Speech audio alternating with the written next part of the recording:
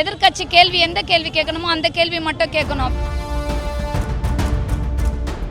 வாய் இருக்குன்னு எல்லாரும் அதே மாதிரி பேசினா அப்ப என்னதான் இருக்கு? மக்களுக்கான எந்த நன்மையும் நீங்க செய்யல. பெண்களை இழிவா பேசுன உதயநிதி ஸ்டாலின் ஐயா மேல கம்ப்ளைண்ட் கொடுக்க வந்திருக்கோம். அவர் எதிர்க்கட்சி தலைவராக இருக்கிறாருன்னா எதிர்க்கட்சி தலைவராக மட்டும் வேலையை மட்டும் பார்க்கணும். எதிர்க்கட்சி கேள்வி எந்த கேள்வி கேட்கணுமோ அந்த கேள்வி மட்டும் கேட்கணும். பெண்களை மதிப்பில்லாத பேசுகிற அளவுக்குலாம் நாங்கள் தகுதி இல்லாதவங்களாம் கிடையாது. எல்லா தகுதியோட படித்து தான் புத்தியோடு தான் இந்த கட்சியில் வந்து நாங்கள் சேர்ந்துருக்கோம். மக்களை வந்து இழிவுபடுத்துகிற மாதிரி அவங்க வீட்லேயே பெண்களை வச்சுருக்காரு.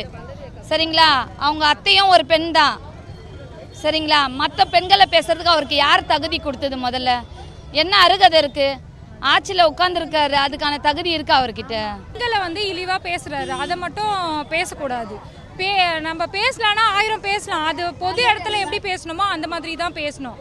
ஒரு எதிர்கட்சியா இருந்துட்டு அதுக்குன்னு ஒரு வரைமுறை இருக்கு, அதன்படி தான் பேசணும். வாய் இருக்குன்னு எல்லாரும் அதே மாதிரி பேசினா அப்ப என்னதான் இருக்கு? சொல்லுங்க. அவர் எல்லாருக்கும் இப்போ வந்து பிரிட்ஜி வந்து அவங்க வந்து கட்டினாங்க சொல்றாங்க. அவங்கள கட்டினாங்க, மக்கள் பணத்துல கட்டி வச்சிருக்காங்க. அவரை போய் ஒரு விசிட், ஆமா அவர் விசிட் பண்ண போறாரு. அந்த விசிட் பண்ண கூட போக கூடாது. அது எதுக்கு விசிட் பண்ண போறாருன்னா அந்த இடத்துல எவ்வளவு கொள்ளை அடிச்சிருக்கீங்க, என்னென்ன பண்ணிருக்கீங்க, அதெல்லாம் தெரிஞ்சிட போகுதுன்னு அவரு வந்து இந்த மாதிரி பண்றாரு. அதனால வந்து எங்க தளபதி வந்து பெண் குழந்தைங்களுக்கும் சரி, எல்லாருக்குமே சரி, மகளிருக்கும் சரி, ஆண்களுக்கும் சரி, எல்லாருக்குமே நல்லது தான் பண்ணுவாரு, நல்லது தான் பண்ணிட்டு இருக்காரு.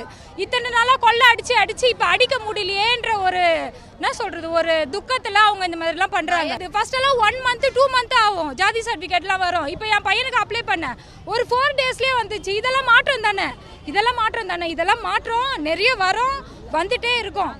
ஆனா நீங்க இருக்கும்போது கொள்ள காசு தான் எல்லாத்தையும் வாங்கிட்டு இருந்தீங்க. இப்ப எங்களுக்கு ஃப்ரீயா இருக்கு. இந்த ஆட்சி இன்னும் ஒரு 50 வருஷத்துக்கு வரும், இவரு தான் இருப்பாரு.